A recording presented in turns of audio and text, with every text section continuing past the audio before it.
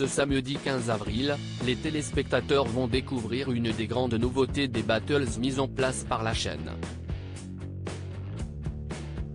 Et les coachs de l'émission ont réagi à ce propos en conférence de presse, et se sont également confiés à Télé Loisirs. Une nouveauté qui n'a pas fait tout de suite l'unanimité. Ce samedi 15 avril, les téléspectateurs découvriront le premier épisode des battles de la nouvelle saison de The Voice sur TF1. Amel Bent, Vianney, Big Flo et Oli et Zazie vont devoir faire face à une nouveauté qui pourrait bien tout changer à cette étape de l'aventure. En effet, pour les battles, un fauteuil rouge sera installé au milieu de la scène pour qu'ils soient au plus près de leur talent pendant leur performance. Ils seront donc en totale immersion, et leurs sentiments seront ainsi décuplés. Une nouveauté qui n'a pas ravi tout le monde. The Voice 2023, Vianney et Zazie ravis de cette nouveauté. Les avis à propos de cette nouveauté ne sont pas forcément unanimes au sein du jury, mais Vianney a avoué à Télé Loisirs avoir adoré ce nouveau concept intimiste. J'ai adoré ça parce qu'on est avec eux sur scène. Au moment où on s'adresse à eux, on est beaucoup plus proche d'eux qu'auparavant. On est seul avec eux en plus. J'ai le sentiment d'avoir été plus pertinent parce qu'il fallait que je sois précis, vrai et courageux. J'ai vécu cela de manière plus intense au moment du débrief, nous a-t-il confié. Et cette opinion est totalement partagée par sa camarade Zazie qui a pris beaucoup de plaisir à prendre place au milieu de la scène.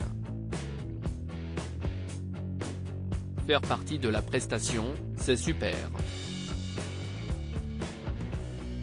On n'est plus juge, mais vraiment dans un statut entre coach et participant passif. C'est beaucoup plus dur. J'ai bien aimé cette sensation de faire partie de leur performance en ne foutant rien, sourire, mais le choix est très compliqué ensuite parce que ça réduit la distance, nous a-t-elle expliqué. Mais pas du tout Amel Bent. De son côté, Big Flo a confié pendant la conférence de presse de l'émission son enthousiasme face à ce nouveau dispositif. Je ne comprends même pas pourquoi on ne le faisait pas avant. On a l'impression de plus les soutenir.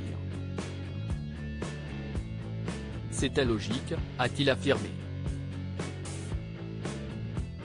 Cependant, Amel Bent n'a pas tout de suite partagé l'engouement de ses camarades, et reste d'ailleurs toujours perplexe.